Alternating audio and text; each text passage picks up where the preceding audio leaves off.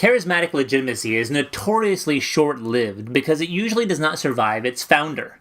A modern example of a charismatic leader was Hugo Chavez, president of Venezuela, who led the country from 1999 until his death in 2013. Chavez so dominated Venezuelan politics with the force of his personality that many observers fear for the continuing stability of the country in his absence. Rational legal legitimacy is based neither on tradition nor on the force of a single personality, but rather on a system of well-established laws and procedures. This type of legitimacy, then, is highly institutionalized or anchored by strong institutions, such as legislatures, executives, and/or judiciaries, that carry over through generations of individual leaders. People obey leaders because they believe in the rules that brought them to office, and because they accept the concept of a continuous state that binds them together as a nation. Rational legal legitimacy is often based on the acceptance of the rule of law that supersedes the actions and statements of individual rulers. The rule may take two forms. One, common law based on tradition, past practices, and legal precedents set by the courts through interpretations of statutes, legal legislation, and past rulings. And two, code law, based on a comprehensive system of written rules, codes, of law, divided into commercial, civil, and criminal codes. Common law is English in origin and is found in Britain, the United States, and other countries with a strong English influence. Code law is predominant in Europe and countries influenced by the French, German, or Spanish systems. Countries in the comparative government course that have code law systems are China, Mexico, and Russia. Most modern states today are based on rational legal legitimacy, although that does not mean that traditional and charismatic legitimacy are not still important. Instead, they tend to exist within the rules of rational legal legitimacy.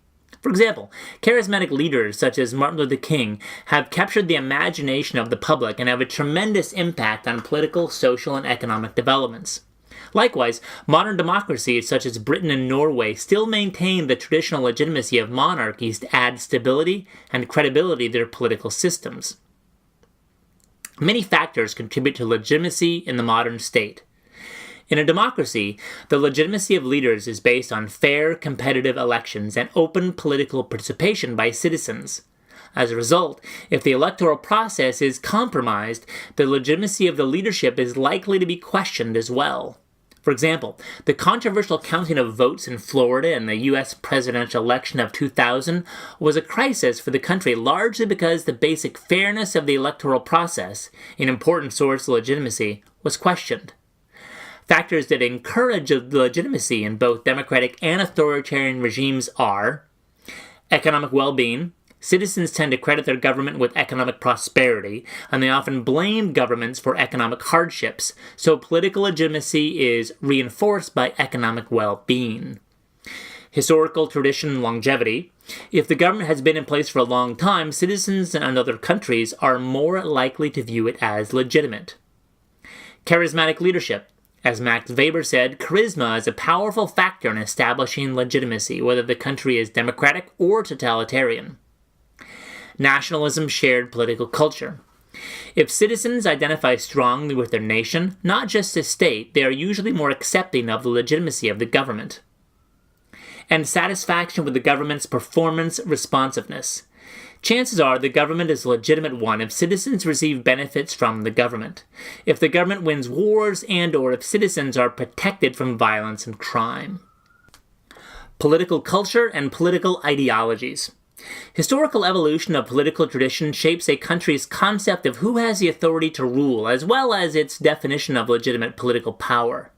This evolution may be gradual or forced, long or relatively brief, and the importance of tradition varies from country to country. Political culture refers to the collection of political beliefs, values, practices, and institutions that the government is based on. For example, if a society values individualism, the government will generally reflect this value in the way that it is structured and in the ways that it operates. If the government does not reflect basic political values of a people, it will have difficulty remaining viable. Political culture may be analyzed in terms of social capital, or the amount of reciprocity and trust that exists among citizens, and between citizens and the state. Societies with low amounts of social capital may be more inclined toward authoritarian and anti-individual governments, and societies with more social capital may be inclined toward democracy. Some argue that Islam and/or Confucianism are incompatible with democracy because they emphasize subservience and respect for differing statuses in life. As the argument goes, social capital is not valued within such traditions.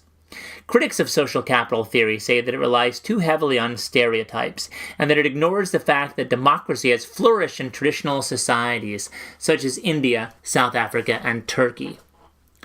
Types of political culture. The number and depth of disagreements among citizens within a society form the basis for categorizing political cultures into two types: consensual and conflictual. Consensual political culture. Although citizens may disagree on some political processes and policies, they tend generally to agree on how decisions are made, what issues should be addressed, and how problems should be solved. For example, citizens agree that elections should be held to select leaders, and they accept the election winners as their leaders. Once the leaders take charge, the problems they address are considered by most people to be appropriate for government to handle. By and large, a consensual political culture accepts both the legitimacy of the regime and solutions to major problems. Conflictual political culture. Citizens in conflictual political culture are sharply divided, often on both the legitimacy of the regime and its solutions to major problems. For example, if citizens disagree on something as basic as capitalism versus communism, conflict almost certainly will be difficult to avoid. Or if religious differences are so pronounced that followers of one religion do not accept an elected leader from another religion, these differences strike at the heart of legitimacy and threaten to topple the regime.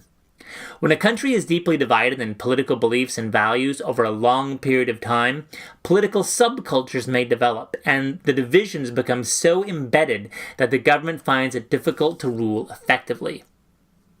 No matter how we categorize political cultures, they are constantly changing, so that over time, conflictual political cultures may become consensual and vice versa. However, political values and beliefs tend to endure, and no political system may be analyzed accurately without taking into consideration the political culture that has shaped it. So when the Russian president dictates a major change of policy, the Chinese government enforces economic development of rural lands, the British prime minister endures another round of derision, or Mexican citizens take a liking to a leftist leader, you may be sure that political culture is a force behind the stories in the news. Political ideologies. Political culture also shapes political ideologies that a nation's citizens hold. Political ideologies are sets of political values held by individuals regarding the basic goals of government and politics. Examples of political ideologies are: liberalism places an emphasis on individual political and economic freedom. Do not confuse the liberalism as an ideology with its stereotype within the U.S. political system. As a broad ideology, liberalism is part of the political culture of many modern democracies, including the United States. Liberals seek to maximize freedom for all people, including free speech, freedom of religion, and freedom of association. Liberals also believe that citizens have the right to disagree with state decisions and to act to change the decisions of their leaders. For example, in recent years, many U.S. citizens openly expressed their disagreements with the Bush administration concerning the war in Iraq and homeland security issues. The U.S. political culture supports the belief that government leaders should allow and even listen to such criticisms. Public opinion generally has some political impact in liberal democracies, such as the U.S. and Britain. Communism, in contrast to liberalism, generally values equality over freedom. Whereas liberal democracies value the ideal of equal opportunity, they usually tolerate a great deal of inequality, especially within the economy. Communism rejects the idea that personal freedom will ensure prosperity for the majority. Instead, it holds that an inevitable result of the competition for scarce resources is that a small group will eventually come to control both the government and the economy. For communists, liberal democracies are created by the rich to protect the rights and the property of the rich. To eliminate the inequalities and the exploitation, communists advocate the takeover of all resources by the state that in turn ensures that true economic equality exists for the community as a whole. As a result, private ownership of property is abolished. Individual liberties must give way to the needs of society as a whole, creating what communists believe to be a true democracy. Socialism shares the value of equality with communism, but is also influenced by the liberal value of freedom. Unlike communists, socialists accept and promote private ownership and free market principles. However, in contrast to liberals, socialists believe that the state has a strong role to play in regulating the economy or even owning key industries within it, and providing benefits to the public in order to ensure some measure of equality. Socialism is a much stronger ideology in Europe than it is in the United States, although both socialism and liberalism have shaped these areas of the world. Fascism is often confused with communism because they both devalue the idea of individual freedom. However, the similarity between the two ideologies ends there. Unlike communism, fascism permits the continued private ownership of property, at least by elites. Fascism also rejects the value of equality and accepts the idea that people and groups exist in degrees of inferiority and superiority. Fascists believe that the state has the right and the responsibility to mold the society and economy and to eliminate obstacles, including people, that might weaken them.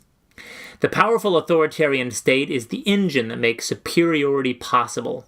The classic example is, of course, Nazi Germany. No strictly fascist regimes currently exist, but fascism still is an influential ideology in many parts of the world. Religions have always been an important source of group identity and continue to be in the modern world. Many advanced democracies, such as the United States, have established principles of separation of church and state. But even in those countries, religion often serves as a basis for interest groups and voluntary associations within the civil society. Even though some European countries, such as Great Britain, have an official state religion, their societies are largely secularized, so that religious leaders are usually not the same people as political leaders. However, the British monarch is still formally the head of the Anglican Church, as well as the head of state for the country. In our 6 countries, we will see religion playing very different roles in all of them. From China, whose government recently squelched the Falun Gong religious movement, to Iran, which bases its entire political system on Shia Islam. In Nigeria, religious law, Sharia, is an important basis of legitimacy in the Muslim north, but not in the Christian south.